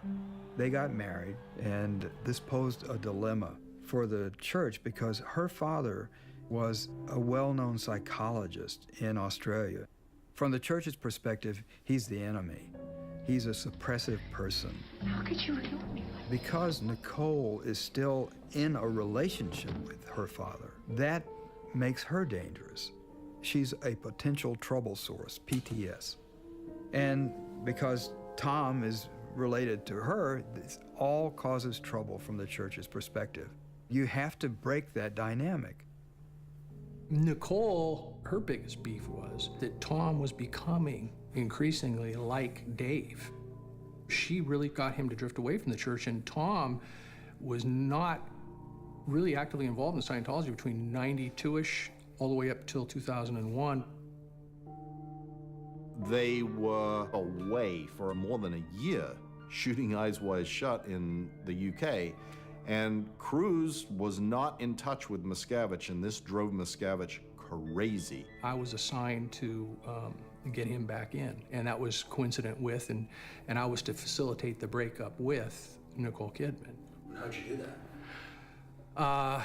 Well, through a lot of auditing, And every session I ever gave to Tom Cruise, and there was dozens upon dozens of them over a 3-year period, I had to write detailed reports and send them directly to David Miscavige. I would sit there every night with our scotch and watch and listen to Miscavige comment about Cruise's sex life and what, how perverted he was. Why is he getting daily reports on Cruise? Miscavige really wanted to get him back into being somebody that he could use to lure people into Scientology and increase his own status. And I was also involved in the legal team and actually hiring investigators to investigate Nicole. Men have to stick it in every place they can, but for women it is just about security and commitment. Tom wanted to know exactly who she was talking to, and so he wanted to tap her phone. If you men only knew. When I reported that to Dave Miscavige, I reported it like, he wants to tap her phone, and he said, God damn it, get it done. And so I arranged through the Scientology's consigliere to get a private investigator who physically installed a wiretap on her home. And those tapes would come in. And I forwarded them to Dave Miscavige. The church then turned its attention to their adopted children, to turn them against their mother and make sure that the custody went to Tom. Tommy Davis, he was my liaison who had to do all the things that it required to please Tom Cruise while he was being put through the Scientology hoops by me. He also was part of this whole re-education program so that they would conclude that their mother was a suppressive person. And that was successful. It was all going according to plan. And of course, Miscavige would really pump the oxygen into that little fire, Miscavige was brilliant at flaming people's fears and building up their egos. So you were being audited by Marty at the same time he was auditing Cruise? Oh, yeah, it was, Tom Cruise. Tom would go in, and then I would go in, and Tom would go in, and I would go in, and Tom would go in. So, you know. And I've been audited by the best auditors on the planet. Best auditor, hands down. Like the kind of Michael Jordan, Wayne Gretzky kind of auditor is Marty. They stole him, Tom thinks he's supposed to be David Miscavige. By 2004, Tom Cruise was the most gung-ho Scientologist in the world, and Miscavige wanted to recognize him for it. He called it the Freedom Medal of Valor, and they put together this 35-minute video. IAS Freedom Medal of Valor winner, Tom Cruise. In it, they just pump up this idea that Tom Cruise is the ambassador of Scientology to the world. Which he's known as the biggest movie star ever. Tom Cruise travels this world meeting with ministers, ambassadors, and the American State Department, advancing LRH technology straight into the corridors of power. It's about improving conditions. It allows you to find out for yourself. There's things that we can do to help. They even did a calculation where they figured between his films and all the opinion leaders that he had met and all the travel he had done, Tom Cruise has introduced LRH technology to over 1 billion people of Earth. no question, he has been a huge asset to them. Which is why the story of Tom Cruise, Scientologist, has only just begun. I think it's a privilege to call yourself a Scientologist, and it's something that you have to earn. Scientology loves to use this word end phenomena. Every level has an end phenomena, you know, that you attain. And Tom Cruise shows that. That video with him in the black turtleneck sweater. A Scientologist is someone who can look at the world and really see what it is. Not only look at it and see it, but be able to go and be effective and do something about it. He's as arrogant and as untouchable as could possibly be, and at the same time, he looks like an utter crazy paranoiac. And I went, you know, they said, so, like, have you met an SP? And I looked at him, you know, and I thought, oh, what a beautiful thing, because maybe one day it'll be like that. You know what I'm saying? Maybe one day it will be that. Wow, SPs, like, they'll just read about those in the history books, you know? That's where it takes you. That's the end phenomena of the Scientology bridge. All Scientologists are full of shit. You know, they lie. Oh, I'm doing great, you gotta get on 7. You know, and they're fucking, I got a fucking migraine right now. And I've never felt so shitty. You know, that's the fucking life. There's nothing part of the way for me. It's just... He drank the Kool-Aid. And in the eyes of Miscavige, Tom Cruise is the perfect Scientology celebrity. And nobody's benefited more from his membership. I mean, the amount of free Sea Org labor. Sea Org members make 40 cents an hour. And I don't think there's any way Tom Cruise is not aware of that. The church has done so much for him. They've tricked out all his cars and his motorcycles. Oh, I want a new limo. We'll build it for you. Decked out Tom Cruise's hangar in Santa Monica. Installed all the audiovisual stuff in Cruise's home. Tom Cruise had expressed this fantasy of wanting to run through a meadow with Nicole Kidman, and so everybody had to work and till the soil. And then David Miscavige didn't like it, and so the whole thing had to be ripped up again. This was at the Gold facility, which is this desert facility where there's all kinds of great stuff if you're Tom Cruise, you know, wonderful living quarters and a gym. When Cruise comes up, everyone's told in advance, you better have a fucking smile on your face. Everyone had to call Cruise sir.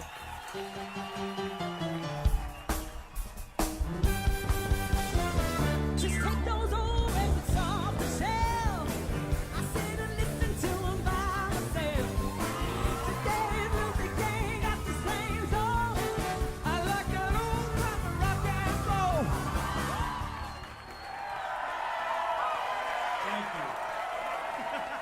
It's this side-by-side world.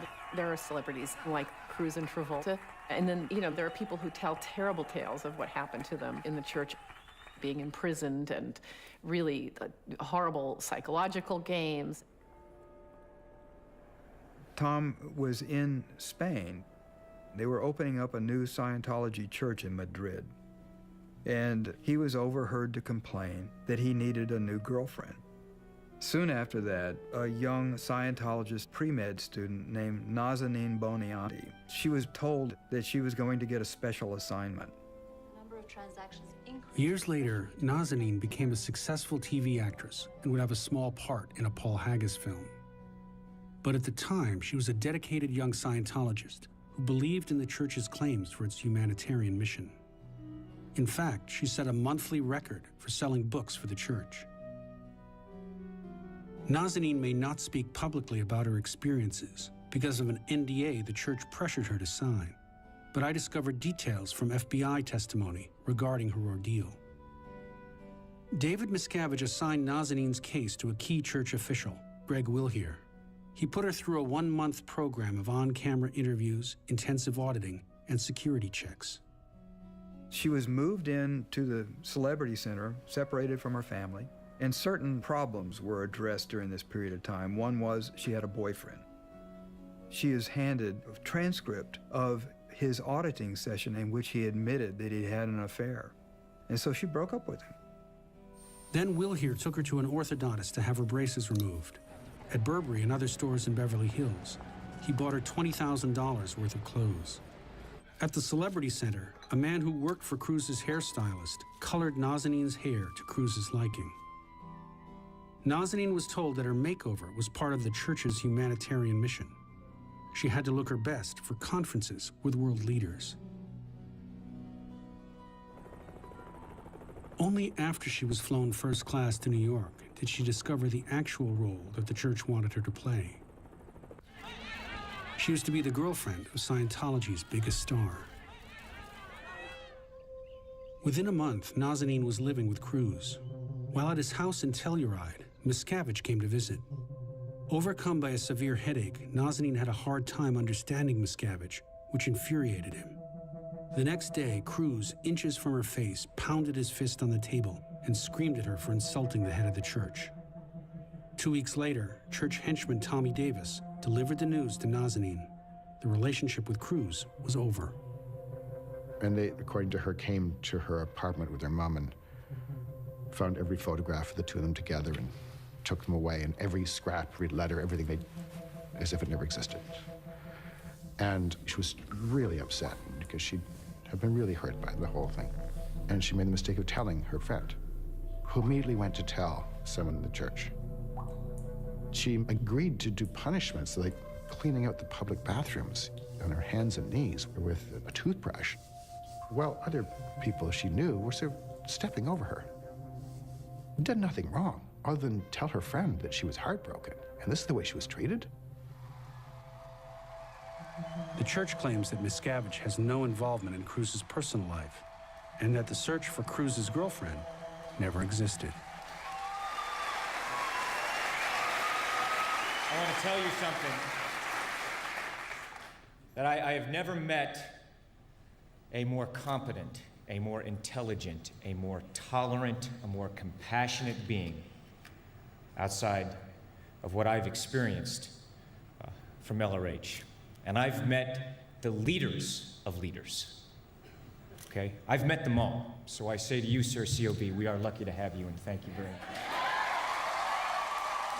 While Miscavige would do anything for the church's most famous celebrity, Miscavige began to turn against the Sea Org's highest-ranking executives. He pretty much had international management shut down. He was into this deep paranoia thing about everybody's out to get him. He very definitely wiped out that organizational pattern in order to be able to have ultimate power. In 2004, Miscavige ordered the top officers of the Sea Org to Scientology's Gold Base in Southern California. He forced them to live in a pair of double-wide trailers that came to be called the Hole. The doors had bars put on them, the windows all had bars put on them, and there was one entrance door that a security guard sat at 24 hours a day. Had to stay there, sleep there. It stunk, and there were ants crawling around. Did you sleep about an hour, 2 hours a night? You were in such a mental state that you're very controllable, very suggestible. We were told we needed to come up with what each other's crimes were against Miscavige and Hubbard so that we could eventually get out of the hole. Scientology is really good at making you think that you're a scoundrel. Confess your crimes, confess your crimes. What have you done? Fights would break out. Miscavige would get me all riled up, and I remember one time Mike had done something or not done something, I don't remember, and I was supposed to go beat him up. One executive was made to mop up the bathroom floor with his tongue. Another was put into a bucket and pummeled by some of the women and called a lesbian. There was a very powerful air conditioner which blew straight down, and it was set on maximum cold, and a guy was made to sit in a chair and had water poured on his head until he literally turned blue. Miscavige slapped me across the face, knocked me on the ground, kicked me a couple times. Flailing fists, kneeing him in the stomach, getting him on the floor. And you think you want to get up and retaliate. But you also think, I got 75 other people who are all likely to tackle me if I did. And then you get the sheer shock of it. Here's the equivalent of the Pope suddenly knocking you on the ground, and you're thinking, I must have really screwed up. It was a poisonous environment. People were really frightened. And this went on for years. This isn't a couple of days. The nominal president of the church is a man named Heber Jentz. She was in there for 7 years. What is the statement? God helps those who help themselves. Well, in Scientology, we're engaged in helping people help themselves so they can fully comprehend and understand God. Is this the real life? Is this just fantasy? One night, Miscavige comes into the hole with a boombox. He said, I'm going to teach you all a lesson. We're all going to play musical chairs. And musical chairs is a Scientology administrative term for when you move people from different posts rapidly and you create instability. They played the damn music. Just killed a man. He said, we're going to play it to Bohemian Rhapsody by Queen. And he emphasized the line, Nothing really matters. nothing matters anymore. And that's your whole attitude. That's where you live. That's who you are. Playing that music, and stop it, and everyone would have to grab a chair. And there's one person left standing. Too late. My time has come. What Miscavige has warned them is that the last person who remains gets to stay. Everybody else, you're expelled, you're going to be thrown out of the Sea Org. These people were fighting to stay in the hole. Throwing people around, scratching, kicking. They're tearing chairs apart, they're ripping clothing. I mean, whatever it took.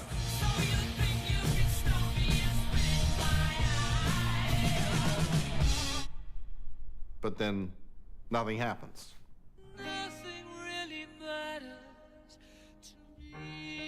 Out of the goodness of my heart, you can stay. But you better come clean. I better have some good confessions out of you. I mean, you know, as much as they get into everything that you ever think or do, they never got into my think on this score, that I would never go to prison. And so it was inevitable he literally created this prison camp. It was inevitable that I wasn't going to last there.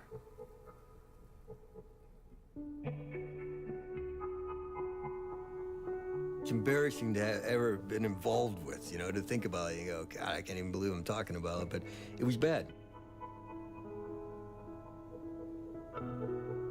Let's say the FBI showed up at the hole and said, this is the FBI, we're letting everyone out. Do you think everyone would have said, oh, thank God the FBI's here? No, I think that everybody, one for one, would have gone, what do you mean? We're doing this voluntarily. We like living in these conditions. Over the past week, we've been reporting on allegations of physical abuse inside the Church of Scientology. We spoke with the ex-wives of some of the men making the claims of abuse. I read all of your affidavits. Obviously, your ex-husbands have made charges against David Miscavige, saying that they have seen repeated acts of physical violence perpetrated by Mr. Miscavige. Is any of that true? No. Not one ounce of it. That's not the character of Mr. David Miscavige. My ex-wife, Marty Rathbun's ex-wife, Tom DeVocht's ex-wife, that were on Anderson Cooper, they all came out of the hole. They were all sent there to do that. They went back to the hole. It's just ridiculous. This line that my ex-wife said, I lived with Mike Rinder for over 35 years. I know every square inch of Mike Rinder's body. She said it because she was told to say it by Miscavige. And the proof of that is when Tom DeVocht's ex-wife then repeated the same thing over again. I knew every inch of him. You gotta be kidding me. Everything that happens from the Church of Scientology is scripted. Don't ever turn the other cheek and acquiesce. Hit him back. Marty Rathbun suddenly went and leapt on top of Mike Rinder and fought him to the ground and started choking him and beating him. And Mr. Nothing seems to be done about it. Mr. Miscavige was not at the property at the time. Do you not have telephones? Of course we have telephones. So I think you're being quite rude and quite insulting. Here's the bottom line. Here's the bottom line. There is no history of violence in the church. As somebody who ran PR for the church for a long time, do you have any regret for anything that you did in that capacity?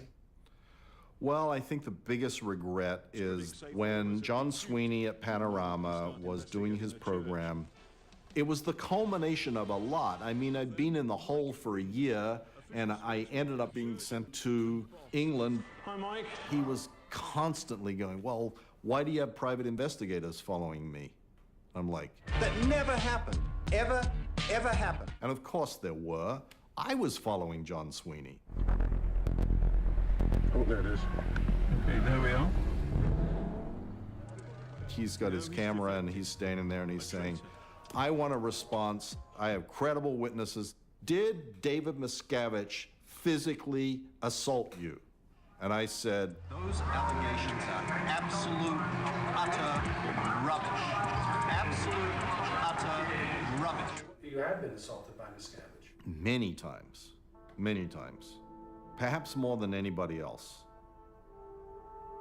I was now sort of at the end of my rope. It was a real moment of clarity for me. I don't want to be doing this anymore. This is nuts. That was actually the last thing that I did before I left.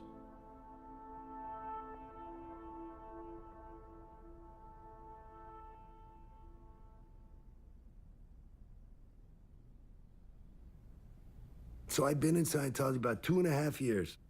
I am kicking ass. I felt like I had gotten out of the fucking trap. I didn't have to have a problem. I said, I'm done with auditing. But they insisted on getting me back and said, believe us, believe us, believe us. I got so fucked up. I mean, I went insane. I was like stuck somewhere in a tiny spot behind my eyeballs, looking this way. I mean, I'd never experienced anything like it. 10 fucking years. I was worse than the day that I walked in. It was by design, because they needed to keep me in there. So basically, they had to put a whole new case on me so they could run it. And they just kept trying to fucking keep me stuck in. It was crazy. So I finally said, I'm going my way, you guys go yours. I was pissed, I was sad, I was disillusioned. And I thought, maybe somebody could interview me. Ask me some questions about Scientology, how I got into Scientology, and why I got out. Post this 2-hour thing, and it was the #1 thing on YouTube for 2 days before it mysteriously disappeared. The best traps, you get a guy to just keep himself in jail, right? And that's what Scientology does. I started getting all this communication because of that video. You know, you saved my family. You know, I finally had the courage to leave after I watched your thing. You know, I mean, like, there's blood and tears. And then I started to find out, you know, all the stuff that was really happening. You know, I lost money, I got fucked. But then I found out about the abuse in the Sea Org. And I felt like, fuck me, I gotta do something about it. And I finally tracked down Marty Rathbun. Everybody thought he was dead. He was in fucking Mexico. I went down there and I basically convinced him to talk. And like, we gotta do something. And then he started his blog.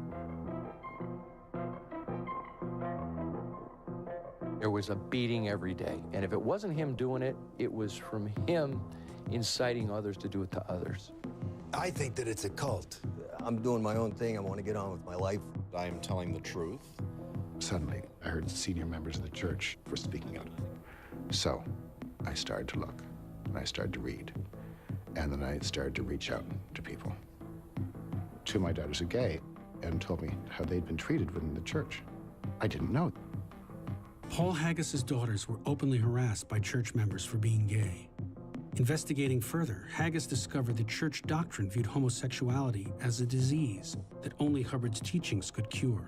And a California chapter of Scientology had supported a ban on gay marriage. I can't be part of an organization that doesn't support human rights for everyone. So I sent a letter to 25 friends in the church that I was resigning. And I'd hoped that they would read this letter and be horrified at the things I'd found out.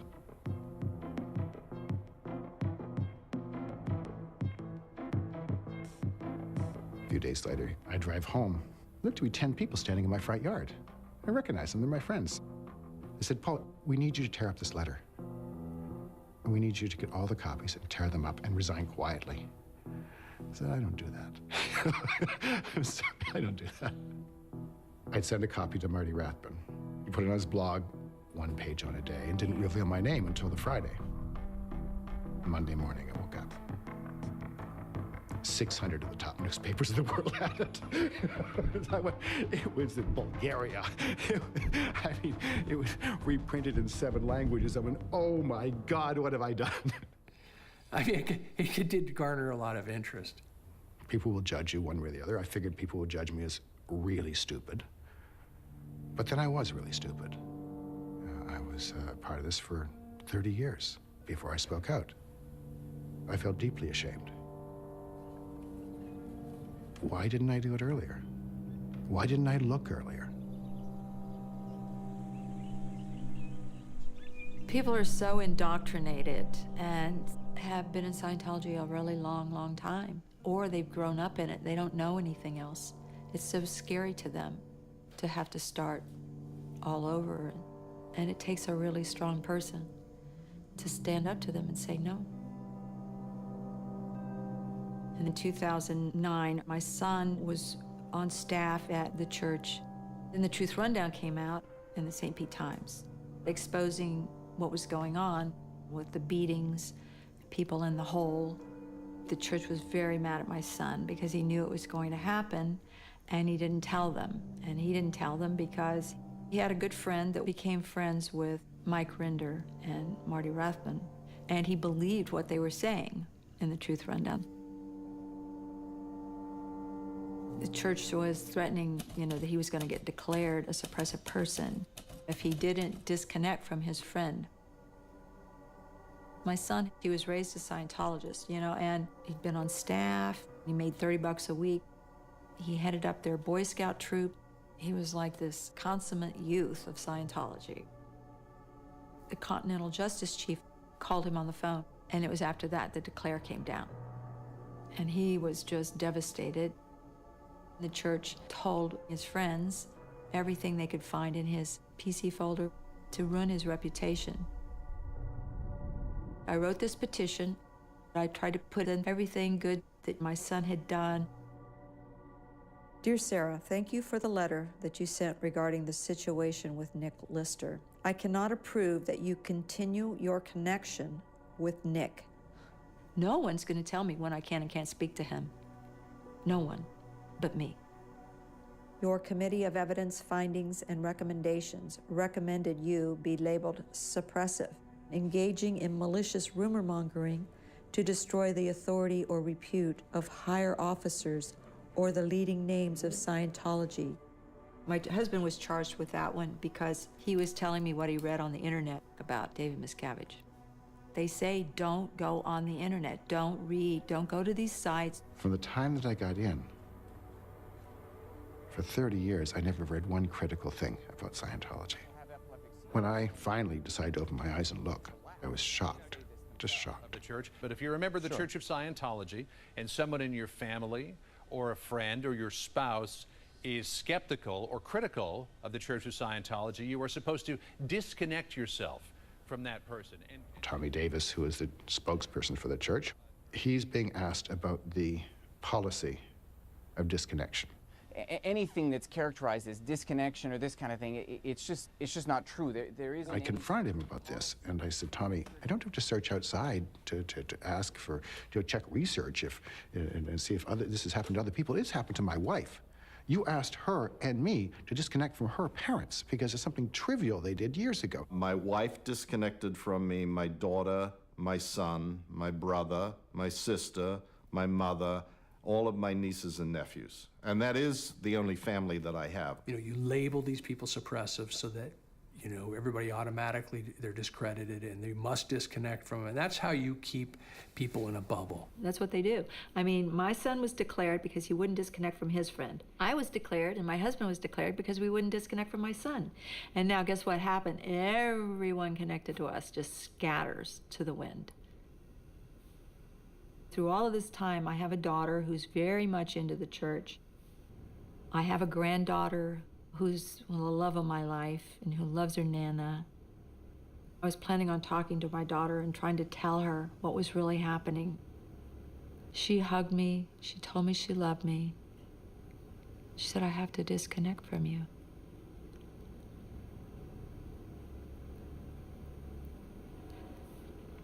So,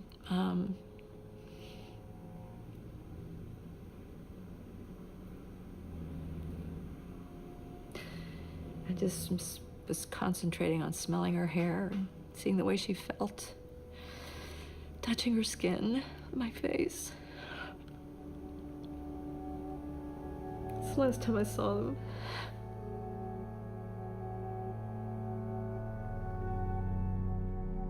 It really is the crux of how controlling is any religion over its adherents. And Scientology has perfected a lot of techniques of control. There is no logical explanation as to why other than faith. Your future, your eternity, all depends on you going up the bridge. It's scary. It's kind of like Christianity with hell. If they don't have the bridge, they can't go free. They don't believe they can get it anywhere else. It's like brainwashing, really simple. I mean, that's a scary word, and it took me a long time to come to that conclusion that that's what's occurred. You take on a kind of a matrix of thought that is not your own. And I think that's how I and other people got involved and stuck through it for so long, because when you're out, you look at it and you go, what the crap was I thinking, you know? It's such a hard thing when you do wake up going, oh my God, because you have this wave of regrets. I just started to think that maybe my entire life has been a lie. You just don't see it happening to you. You justify so much. Cults, they prey on people, suggesting that, you know, you should be able to think for yourself and then tell you exactly how you have to think or get out. And if you get out, there will be consequences. Come on, Marty. Got anything to say? What's your name? Why don't you answer his question? Beat it. I should get off my property, boy. The real sustained campaign began in early 2009 when I spoke to the St. Petersburg Times. And I've been hounded and hunted like wild prey. There's a policy of the Office of Special Affairs authored by L. Ron Hubbard. When somebody's speaking out against Scientology, investigate to find out who the instigator is. I start getting calls from the church, and they're really coming after me. They showed up at my mother's house. The feeling in the pit of your stomach knowing that Scientology's chief dirty tricks PI was just on my mother's front step. They've tried to destroy me, there's no question. They create anonymous websites about me and smear me with a lot of garbage. www.whoistomdevock.com. Whoispaulhaggis.com. Paul Haggis, the hypocrite of Hollywood. This guy's a sex pervert, or this guy's a drug dealer. In the meantime, survey carefully to find out what he most values and protects. Immediately draw up a three-pronged program to threaten it effectively. I don't value anything more than Monique. That's why this campaign ended up on our doorstep. Was she there? I knew they had their goons around. And then the guy rolls down his window, and I saw the truck, and he starts filming, and I go, okay, this is not good. What's going on? Oh, we're just doing a documentary. Documentary? Former Scientology deal. But it would probably be a good idea if y'all went ahead, now that you've gotten what you need, go ahead and leave the area. Sure. Okay? I don't know who these people are. I don't know what they're capable of. And now that I have my son, I have a little Louisville slugger I keep next to me. It's been nonstop onslaught for 5 years. I told you to leave. Get out of here. I'm leaving. You can't even defend yourself on this, can you? What's your name? I gave you my name, Marty. What's your name? Marty, I gave you my name. The people on Marty's doorstep were sent by Scientology because the church had branded Marty a squirrel, a term invented by Hubbard for former members who threatened church teachings. David Miscavige had you come all the way from San Jose. Marty, Marty, you can't do that. You can't do that. Marty! I just did it. That's my personal property. Yeah, that's right. I got arrested, man. I got arrested for grabbing this guy's glasses. You said don't look at her. You understand that? Yeah. I heard her. Of course, the guy had been stalking Monique for 2 years. He looks like a leering pervert, like Norman Bates from Psycho. I didn't break his glasses. I just removed them from his face. They got it all on videotape from their surveillance house that was filming 24/7, 365 for 5 years across the street from us.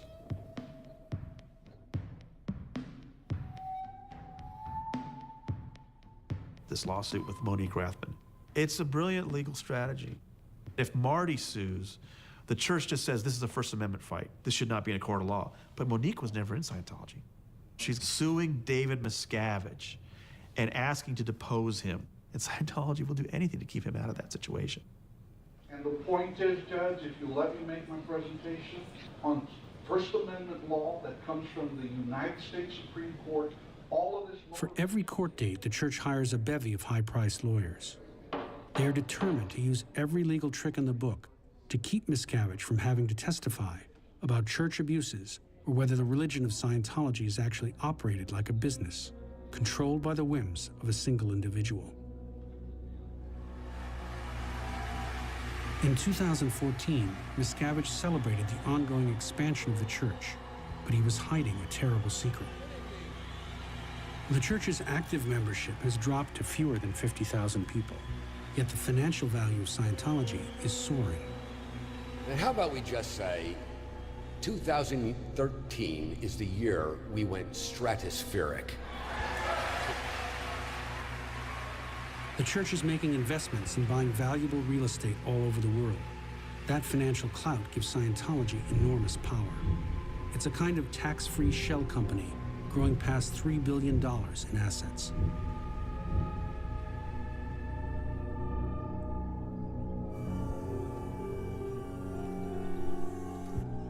The church now no longer has a public face. There's no spokespeople, they don't do media interviews. And that suits Miscavige. There is nobody that he is willing to have be the face of Scientology other than himself, but he's afraid to be interviewed by anybody for fear that they are going to ask him questions that he can't answer or doesn't want to answer. Where are the checks and balances on his power? There is none. So there are two things that could happen. One is the IRS would reconsider its tax exemption. The only other thing is that some of these celebrity megaphones could turn against the church.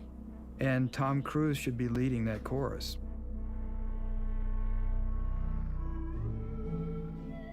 Is there anything that you look back on in terms of your own career in the church and think, wow, I wish I hadn't done that? You know, we talked about karma earlier, you know, it still happens that it's like, it's just this, I constantly get presented with who I was and you know, and I constantly don't like what I see, and I sort of constantly keep dying deaths. You know, I don't know how many more deaths I have left, but I regret, and I'm ashamed of the entire experience, you know. What I take away from it is that we lock up a portion of our own mind. We willingly put cuffs on. We willingly avoid things that could cause us pain if we looked. If we can just believe something, then we don't have to really think for ourselves, do we? And so I can't damn these people who aren't coming out or who are hiding once they come out because they're ashamed. Yeah, I feel the same shame. And I'm fighting back by communicating, you know? It's a peaceful protest. I want the truth to be known, and thank you. You're welcome.